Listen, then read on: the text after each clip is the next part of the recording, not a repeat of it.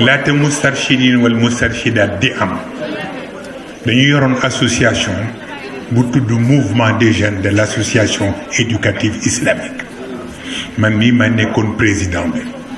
Cheikh bu Serigne Mansour nekk vice président bi ñu jël Serigne Mansour bu Serigne Cheikh mu nekk suñu conseiller ñi des ñëpp Pape Khalifa bu Serigne Abdou Junior waaw Pape Khalifa bu soxna Umul Xeyr ak Pape Khalifa bu soxna Aminta ak Serigne Habib ñii ñëpp ñu jël kenn ku ne ñu jël commission jox la waaw wa tabarakallahu ñu boole ci nag gannaaw xam-xam yeeg yëpp ñu boole ci di def théâtre ñu créé li ñoo tuddee festival national du théâtre populaire nga xam ne dafay am éliminatoire sur le plan départemental bu ñu paree nga dem sur le plan régional bu ñu paree nga soog a dem sur le plan national ñun sur le plan départemental ñu gagné ko dem régional gagné ko soog a dem national waaw ba ñu demee national nag ñoom soxna yi ñoom hors concours la ñu woon te mooy ensemble instrumental bu Thiès ak cercle de la jeunesse bu Louga ak Bamba Mousxam waaw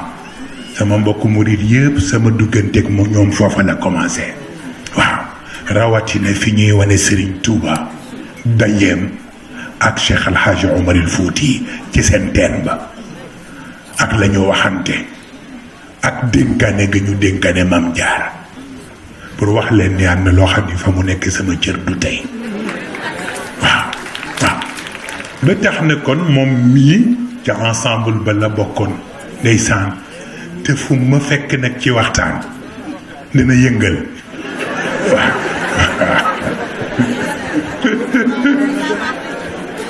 bu ko defee mayit rek ma xam ñaan gi waaw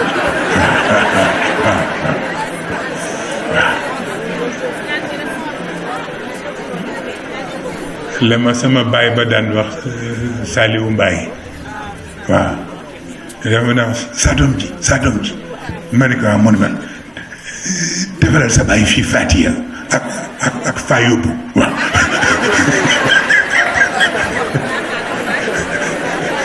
saan da nga daan réew ba bëgg a dee pour wax la am na yoo xam ni neex na daara moo neexee noonu wa tabarakallah waaye góor gi wax ma benn baat da gis nga am na loo xam ni xam ko farata la mu ni ma Moustapha ma ni ko labbayka mu ni ma Moustapha ma ni ko labbayka mu ni ma Moustapha ma ni ko labbayka mu ni ma gis nga Sénégal gii ma ni ko mu ni ma am na ñoo xam ne du ñu tëdd nelaw mukk ma ni ko lu tax mu ni ma benn couple moo leen teree nelaw ma ni ko couple xaw ma li mu bëgg a wax ban couple mu ni ma mën ak yow waaw mu ni ma nag am nañu fas yéenewul nelaw ndax couple bi ma ni ko buñ ci bàyyee xel rek moo am solo waaw wax na la ko mu la ko wax na ko Moussa Gueye mi it waaw waaw yéen ñi kenn ku ci ne ak la mu la dénk dafa tolloog c'est un grand stratège ñu bari ci mujj dund góor gi ñu ngi jax yéen xam ngeen ni tàgge naa leen góor gi te booba demagul ñu daje mag yéen ca institut ba keroog gis ngeen sama rongoñ wadd li tax ma wax leen ko moo di satellite bi ci sama gannaaw te moo nekkoon ci yonent bi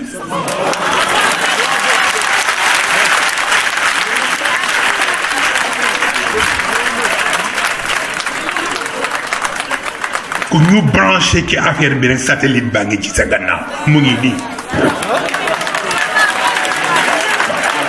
waxin la waaw waxin la xam nga li yéeme li tax ma xam ni góor gi day dem dama gis satellite bi di jooy rek di génne rangooñ. Cheikh mii sama seede la di génne rangooñ di génne deret ñetti fan ñetteelu fan ba góor gi dem.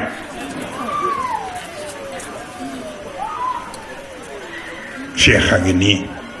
pyjama bi ma daan sol sax tache sang ba ak tache rangoñ ya ma nga ca woon moom laa ko jox ni ko bu ko kin gis. waaw ba tax na kon doxalin bi mu doon doxale xam nga Omar Samb dafa ñëw ci góor gi ni ko dama bëgg nga ñaanal Moustapha ndax daal yi doy waar ci jamono dafa bare.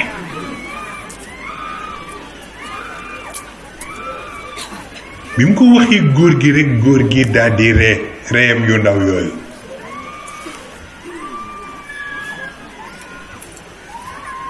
ni ko ndax dama gis ñi ko waroon a jege jàppale ko yépp mel ni dañ koy xaw a isolé.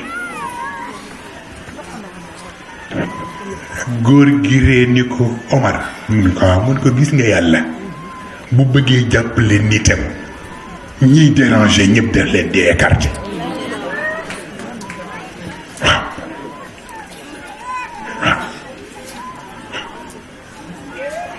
ñiy déranger ñëpp def leen di écarter ba mu des borom pas-pas yi mu soog a ñëw boole ko ak borom pas-pas ya rek gunge leen. loolu la nit ñi déggul. bu ngeen gisee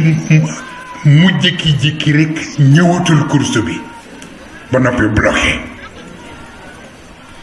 ku ne mu wut fu mu la yabal.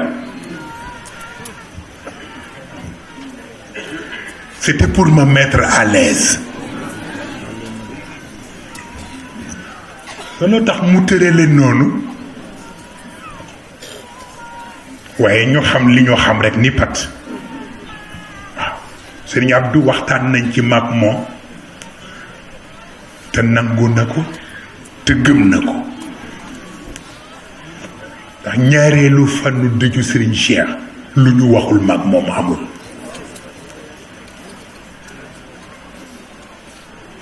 dugg nañ ci détail yu gën a doy waar ci àdduna ba li mu bëggoon a xam ci mujj dund góor gi sax ci man la ko jële. fekk muy jaaxle rekk góor géeg coono yi mu mujj am ak yaramam ma ni ko dara yóbbewu ko ko lu dul jataayu kurus. kurus ba mu ko daan defee mu ngi nii ak man mu ngi nii moom laa doon ñaane laa ñoom laa ji njaase léegi. waaw ko parce que boobu yëg na ni day dem donte warul woon dem boobu waxtu wax naa leen ko ci gàmmu gi 99 ans la ko turandoom waxoon muy Acha Mahmoudan ci waaye imprévu de dernière minute parce que boobu am na loo xam ni xajatul ci kaw suuf ci man ak moom.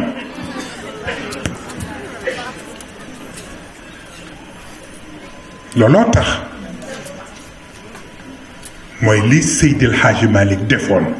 bi mu yëgee ni Seydi Ahmed mook Serigne Babacar xajatuñu ci benn jaww mu yebal Seydi Ahmed ca guerre ba ca Salonique xamoon na ni daf fay des. loolu moo tax waaw ba tax na kon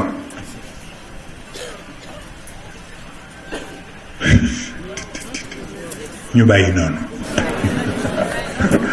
Ahmed Khalifa moo ma ñaan ñu bàyyi noonu waaw ba tax na kon nag ngeen gisee may wax loolu mooy rekk moom Macky Sall ci boppam rek lay jox conseil. xëy na ñu bari sax li ñuy mere mooy waaw ci élection yi bi ñu lay fal ñëpp wooteel nañ la ba mu des moom. xam nga am nañu ko koy wax. xam nga man je suis constant. je ne suis pas variable. man lu ma nekk rek laa nekk. waaw. bi élection yii ñëw dama dem toog ak góor gi ni ko élection yii di ñëw 2012 lu ñu war a def ni ma mu sëf mu ne ma ku mu mën a doon ci candidat yi ku mu mën a doon ci candidat yi ma ne ko mu ne ma ñoo ko ëpp responsabilité ñoo ko ëpp charge ñoo ko ëpp mbooloo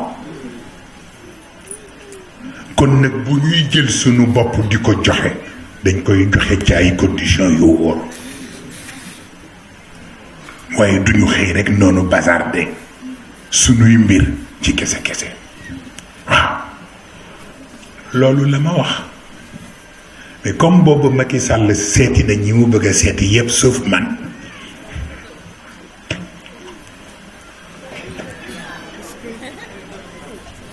ma dem ci góor gi rendre ko compte mu wax ma lam ma wax ni ma Ablaye sax day dem Ablaye sax day dem mais na nga ko gunge ndax may Abdou Diouf bi mu waree dem dama ko gunge. ah. ma ne xam nga mën na joxoon porte-parole ca conférence. conférence ba wallaay. wallaay wax na dëgg. ma ngoog bi tax na kon dafa am lu nga xam ni ba lañ koy interpréter dañuy xam source bi lan la. defit ay analyse teg ko ci ay raison tey jël recul tuuti waaw looloo tax sax Mahmoud Saleh bi nga tudd léegi wax na ma ko fan yi passé ni ma Macky dem na ba léegi presque di toogati ak entourage sax léegi daf ko bàyyi ndax lu mu wax ñu génne interpréteel ko wala ñu génneel ko lu ñu warul génne waaw mu mel ni loolu nag kilifa yépp ñoo am boobu problème waaw waaye kenn ku nekk nag dafay am fooy toll yaay nangu sa bopp yaay nangu sa bopp ndax benn ministre ancien ministre des finances def ma masa seet si ni ma Sëriñ Moustapha mu ne ko waaw mu ne ma ñëpp xam nañ ni défendre nga Serigne Cheikh contre vents et marées li nga xam ak li nga mën yëpp def nga ko pour défendre ko képp ku jëm si ci kawam defante nga ak moom ba tey ñëpp respecté nañu Serigne Cheikh bu kenn jëmatul ci kawam nag yow la ñu ragal mu ne ma kon wàcc nga mu ne ma xam nga nag ban moo ci des ma ne ko mu ne ma il faut le défendre contre lui-même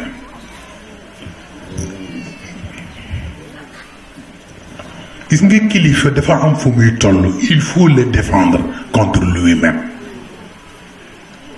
moo tax yéen ñi nekk ay ministre boobu mooy seen responsabilité te mooy défendre Macky contre lui-même d'accord Abdou Diouf a ngi wër sax di joxe ay recommandation mais bu doon recommandation mooy téye kenn kon moom mu toog fii waaw ba tax na kon nag 2019 soreetu te wolof nee na bala nga ni naam ne fa kon deuxième mandat yi yëpp dafa am lu ko gën di farata mooy ñaan dund ñaan fekke ndax ku dundul fekke woo doo tal deuxième mandat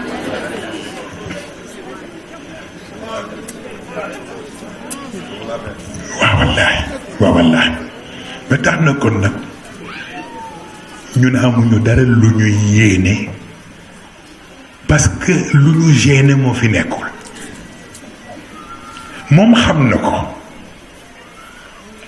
et pourtant Serigne Abdou daf ma tawat bu ma ko bëggoon gêner moom Macky Sall kon ci gàmmu gi li ma Serigne Abdou tawat lay wax ni ma dafa tolloog Moustapha nit buñ la féetalee ak moom foog nga sagal ca sa bopp soog maa wax nag yi ko metti yépp waaw ba tax na kon c'est tellement simple bu jëkk bi mooy ne génne Khalifa Sall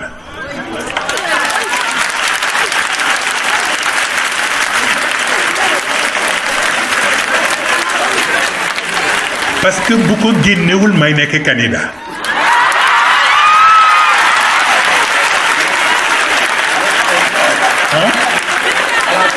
waaw wallaay wallaay dëgg la waxin la waaw waaw insha allahu góor gee ko waxoon waxin la nag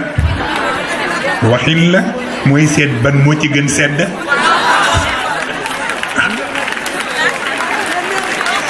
du fii rek laa ko waxee ñi ñu fi yabal yépp ku ne wax naa la ko ba ci Ali Sow bi mujj ñëw nii te nekkoon ak Serigne Cheikh Tidiane yi yoral ko affaire Sococim ñu ngi ciy waxtaan barki démb bu ko defee kon nag man je pense bien que wax naa ko Mahmoud Saleh dañu mës a toog maag Abdou Diouf boobu coow li bare na ma ne ko président mu ne ma ne ko man je suis un ami ou bien ennemi mu xàqataay moom Abdou Diouf ni ma la yow sa papa mooy sama xarit yow yaay sama ma ne ko waxuma fi ay waxi sentiment de responsabilité ci lay wax est-ce que man xarit laa pour yéen wala adversaire laa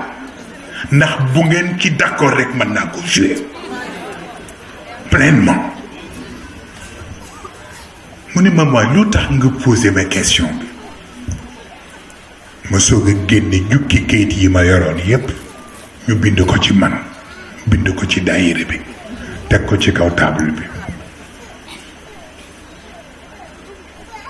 boo ci yëkkati rek la ñuy wax ci daayira bi wax ko ci man kenn xamul loolu lu mu doon ma ne ko nan la mën a nekkee nag ngeen jàpp ni ñun ay ami lañu ci yéen ba nëpp ñu bind lii te ñi ko bind seen waa kër la mu triste ndeysaan ni ma xam nga ni lii di yëguma ko woon waaye kenn defu ko kuddul Collin Jean Collin moo ko def man ko c'est Jean Collin qui est président ou bien c'est toi foofu nag bu jaaxle man ko jëlal sa responsabilité parce que góor gi moo wax ni coup d'état militaire garaaw na mais moo tane coup d'état administratif mu ni ndax coup d'état administratif mooy encercler chef ba li mu war a xam du ko xam te liñ koy indil n'a rien à voir ak réalité bi ma ne ko moo tax nag nga war a jël sa responsabilité ba luñ lay indil nga xam lan la kayit a ngi nii ci sama saak bu ngeen gisee ni ma waxee ci gàmmu gi Ali Nguy Njaay bii taxul ma wax ko ndax moom bi mu jëleeg léegi yàggul mais ki mu wuutu dafay yónnee ay lettre ci commissariat yi ci Sénégal yépp ni defal leen ma investigation ba xam Moustarchidine yi yan xeetu arme lañu yor looloo tax li ma ci gën reeloo mooy ci kayit bi ñu ni Khalifa Mbaye lañu chargé pour mu dajale arme yi ma ne Khalifa Mbaye mi nga xam ne jàmm rek la bëgg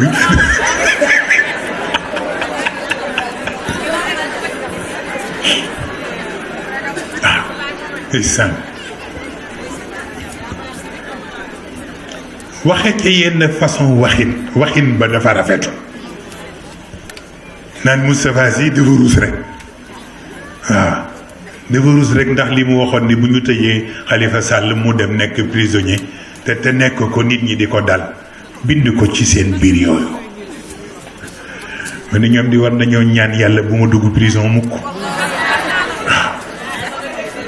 waaw mu ni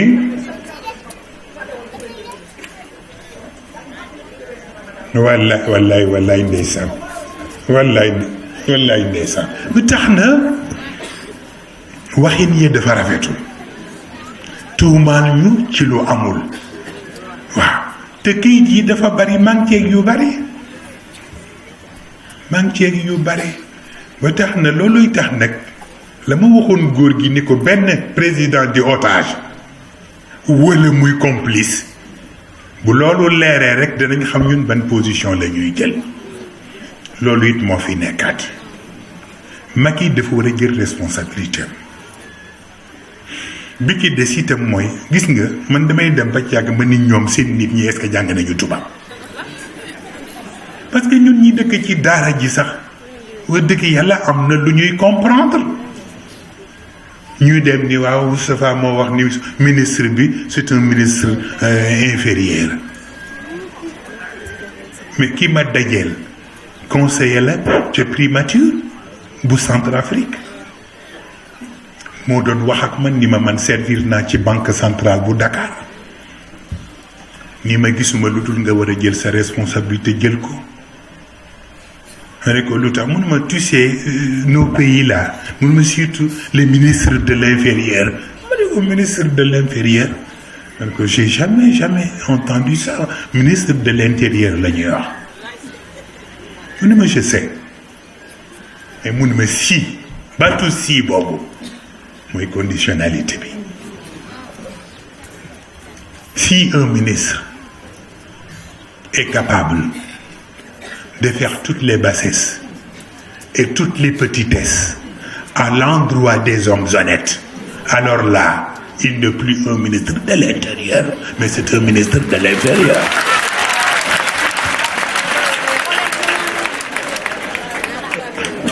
Donc conditionnalité bi mooy loolu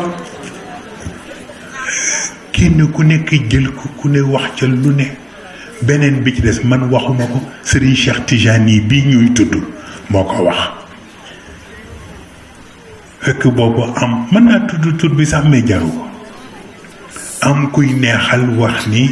le gardien de la constitution boobu nag dafa fekk góor gi mer ne xaw ma gardien de la constitution wala gardien de la confusion Serigne Cheikh a ko wax man waxuma ko man la ma wax nag mooy réew bu ko ministre de l'inférieur ak gardien de la confusion naree seq mu ñu xam fu réew ma jëm est-ce que loolu dëgg la wala du dëgg voilà lii la passé wu ko bu ko defee kenn ku ne tel ku ne jël fii ba ñu wax ma ni ma xaw ma nan ku ñu wax xaw ma Gaston xaw ma non tontuwuma ko dama bëgg ngeen déglu rek man turam ci kémmiñu Serigne Cheikh laa ko déggee moom Gaston dama am rendez-vous ak góor gi ma ñëw di ko seet si fekk ko kanam gi xaw a triste ma ni ko góor gi lan la woon dama gis da nga mel ni da nga triste mu ne ma xanaa Pape Malick bu ma sañoon mu xam boppam ma ne ko ci lan ba lu xew ba jàmm mu ne ma dama gis benn photo bu mu ànd ak tëggukatu làmb ñu jël photo bi def ko ci journal te bu ma sañoon moo xam boppam ba xam ñu mu war a àndal ma ne ko tëggukatu làmb ban mu ne ma ku ñuy wax Gaston xaw billaahi wal kitaab moom góor gi moo ma wax loolu ci laa dégg turu Gaston keroog it laa ko gëj a dégg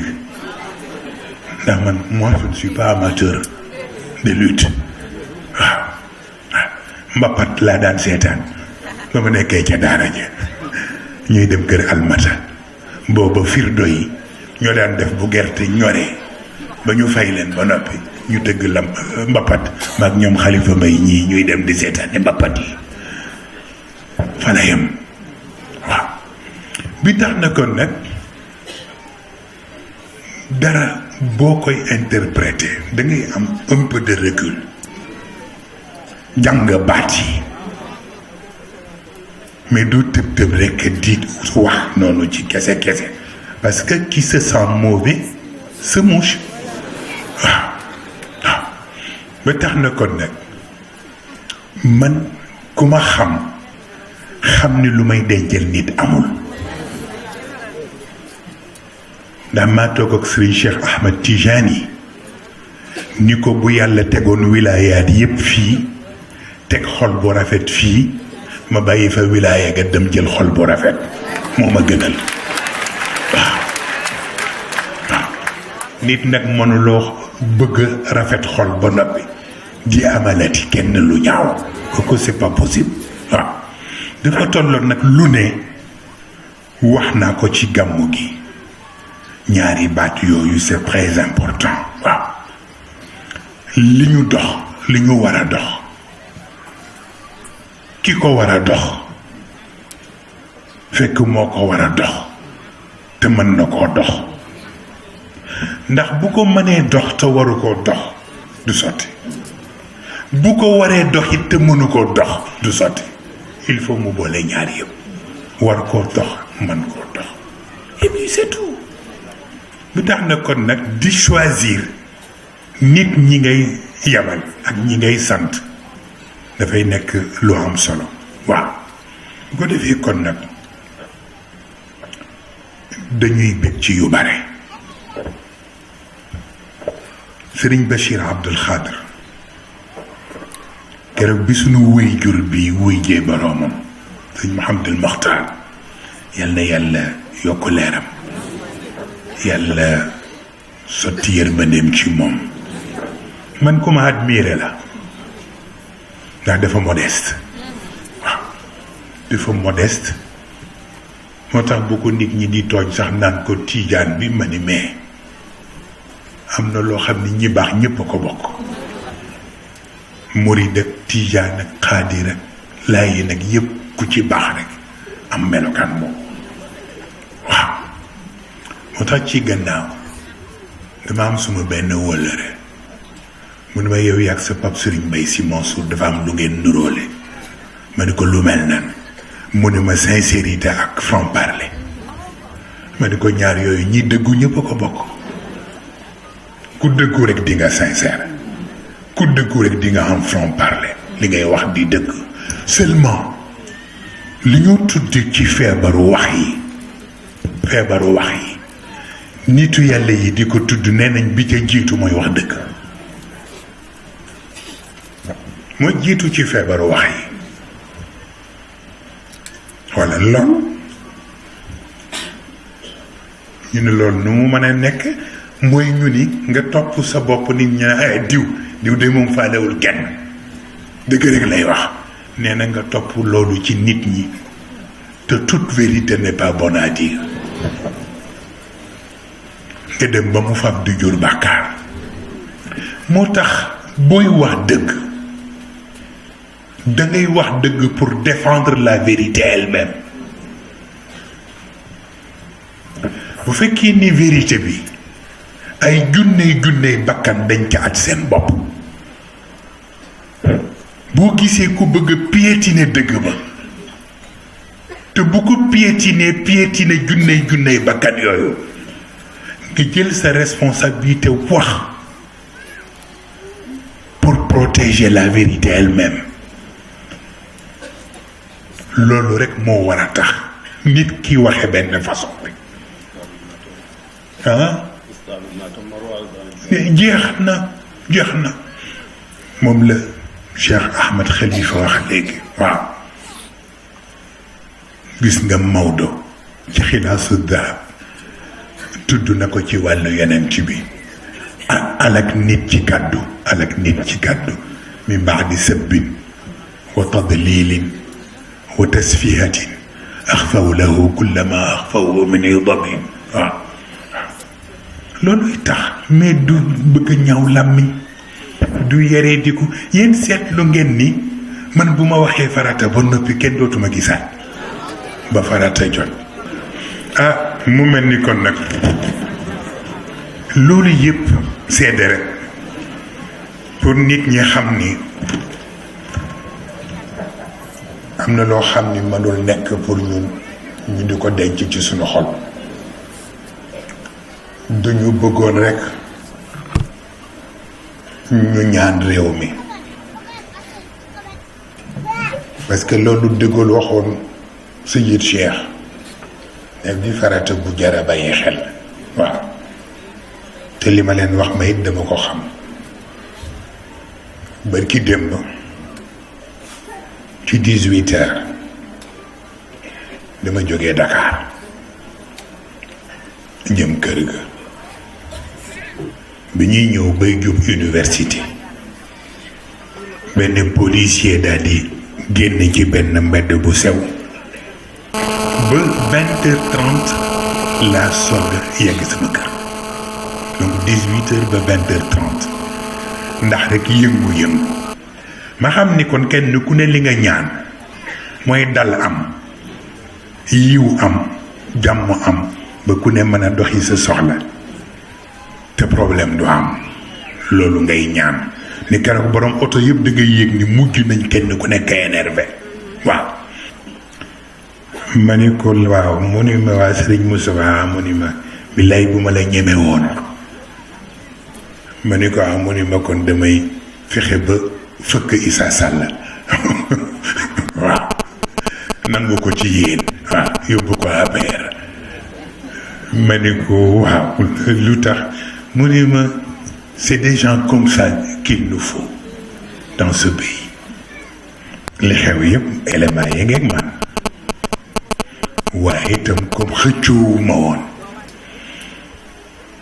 ki nga bëgg mu xam li nga bëgg mu xam ko xam na ko et c'est l'essentiel waaw ba tax na kon nag ñu liggéey rek ba bàyyante xel 2019 bi mu ngi ñëw waaye lu ne xaj na fi lu ne xaj na fi diggante bi fi Serigne Cheikh jógeeg léegi ñaata kilifa bi jóge te juróom benn weer rekk la Serigne Cheikh dem Serigne Abdou dem soxna Faat Si dem sunu waajur ba El Hadji Ibrahim dem Sidi Muxtaar bërki démb dem te ñii waaw ñooñu ñëpp nga ci biir kilifa yi donc dignitaires yi yëpp réew mu ñu dem ña fa nekk war nañu am lu ñu bàyyi xel dafa toll nag lu ma wax ñu ne ay dof bi ida qaalat xazaami fa saddiquha fa inna al qawla ma qaalat xazaami fii ci kër jëmb la ko Serigne Cheikh waxee woon te booba ma taxoon mu di wax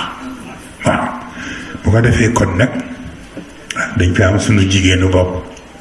waaw soxna am sëtu saw Sidibé ndeysaan boo yegg si léegi tabarakallahu ñu di ko nuyu di ko sargal comme ni ñu ko waxee ci kilifa yu baax yi fi ñëw rek le góor gi waxoon nag moo jar a tenir compte mu ni Sénégal y a que des religieux waaw ay religieux ñoo fi nekk waaw wax naa leen fii ni fii ak 2019 lu ne xaj na fi moo tax kenn ku naan na fi diw a fiy nekk ak diw du fi ne kenn xamul ci sa bopp dara waaw nañ ñaan jàmm rek te ñaan sutura te ñaan tawfiq loolu rek moo am solo ñu ngi sant ñëpp dama amul chance ndax thème bi dama ko commencé ci waawoon ca bëccëgu gàmmu ga wax ñaari baat Serigne Habib yegsi ak Cheikh Omar ci ormal leen tax bëgguma woon yeggale waxtaan bi ma dagg ko amoon yéene ñëw mottali ko fii ci kër jëmb li fi daje mënul ànd ak waxtaan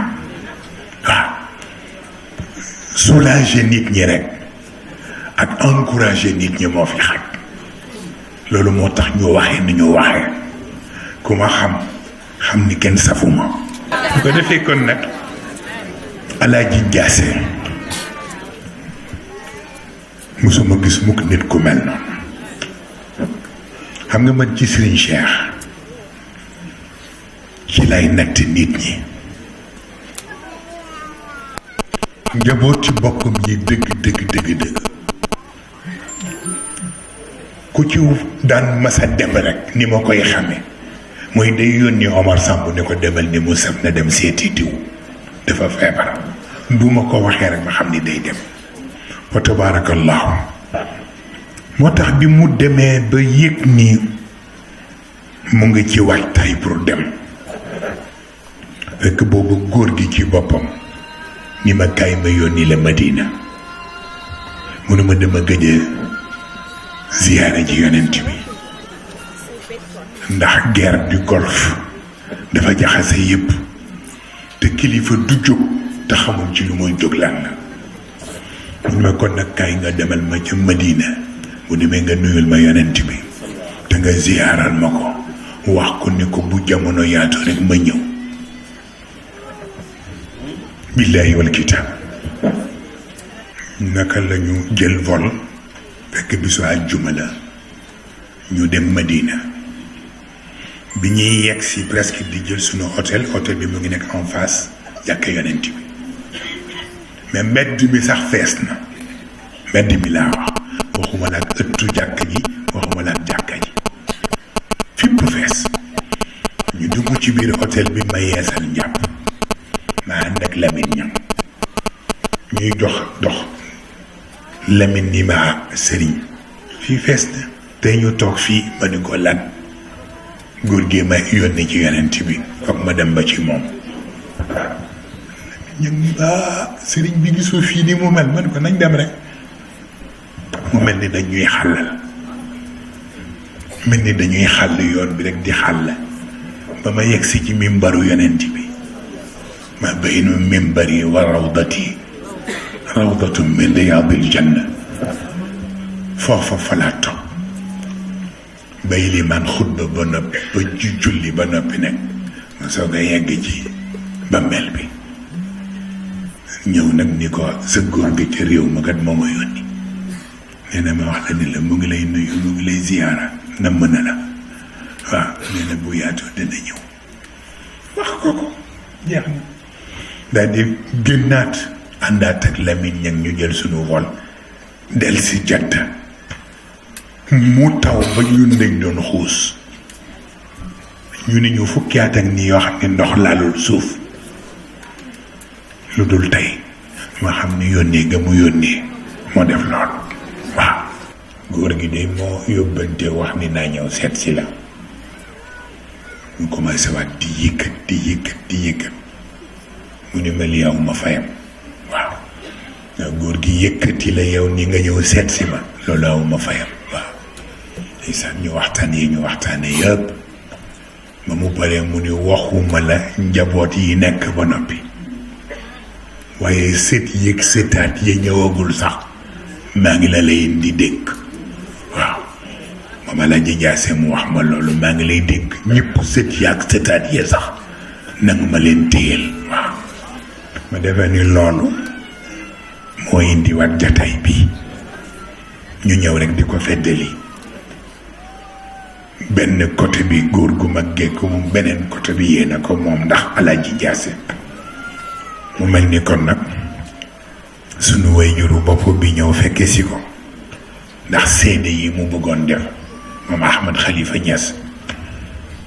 ndax góor gi man nit ku may fonk rek duma la fonke à travers toi-même ci góor gi laa lay natte benn bis damay ñëw mu ni ma Moustapha ma ni ko labbayk mu ni ma xam la nga am baax na ma ni ko waaw mun ma gis nga Ahmad Khalifa Niass ma ni ko waaw munu ma def ma fi yónnee suuf ni ma naa ko ci ñaanal mu ni ba ma ko ñaanalee te suuf sa ba ñu yóbbul ko ko dafa jël suuf sa di ko sotti ko comme kuy sotti ko ndox waaw sotti ko ca bopp baag kaw yaram baag yëpp te suuf la mu ni ma ndax xam li mu am lan la waaw keroog moom mii góor gi moo ma wax lii waaw ba tax na kon nag loolu tuutiwul seedeem boobu mu seedeel la ko tuutiwul waaw Seydi Ahmed tabarkalla jag saabu googu waaw la fa xew yëpp bari na ci sax lu ngeen xamul ba mu jeex waaw ndax ci archive góor yi yim ma yónnee daf ci am archive bu nga xam ni maam Abdou ngi toog foofa ca jag saaw solul mbaxane moom maam Abdou solul mbaxane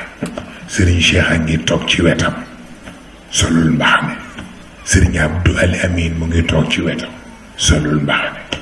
ñu fekk leen fa ñoom ñett nag immortalisé loolu mais fa ko Serigne Cheikh denc dangay waaru ci àdduna gis nga photo boobu mook document bi ñu bind ci Serigne Touba nga xam ni mooy document bu original ci dundu Serigne Touba lu wér ñoom ñaar la boole fam leen denc kenn am fa accès waaw ndax rek fonk ñi mu am ma defe ni kon nag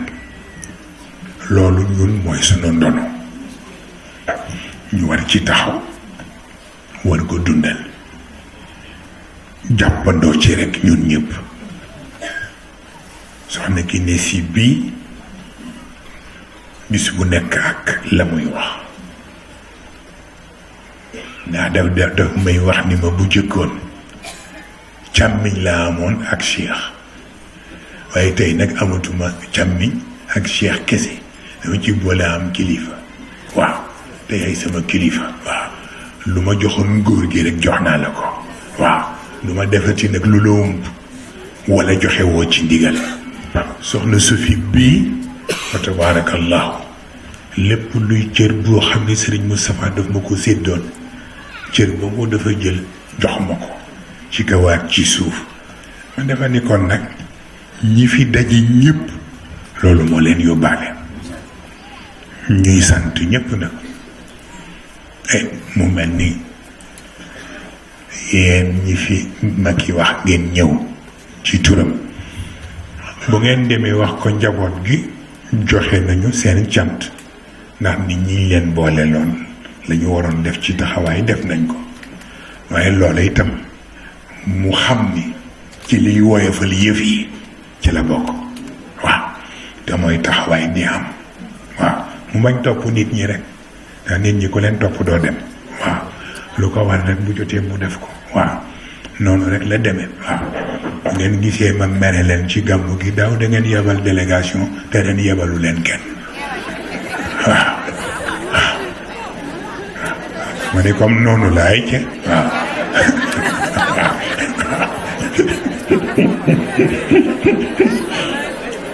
xëy na daaw li élection yi doon ñëw a taxoon ngeen yeble comme dama leen opposé ci élection yi xëy na looloo tax ngeen mer waaw mais c'est normal c'est la bonne guerre waaw waaye nag bonne guerre la ñu waxuñu mauvaise guerre waaw tax na dara xewu fi dara amu fi ñu ngi sant kilifa yi niñ ko waxe kilifa diine yi kilifa tariqa yi kilifa famille yu baax yi kilifa politique yi ñi ci nekk ci pouvoir bi ak ñi nekk ci yeneen parti yi yëpp di gërëm itam presse bi média yi yëpp fa tabarakallahu seen taxawaay wax dëgg yàlla mosuñu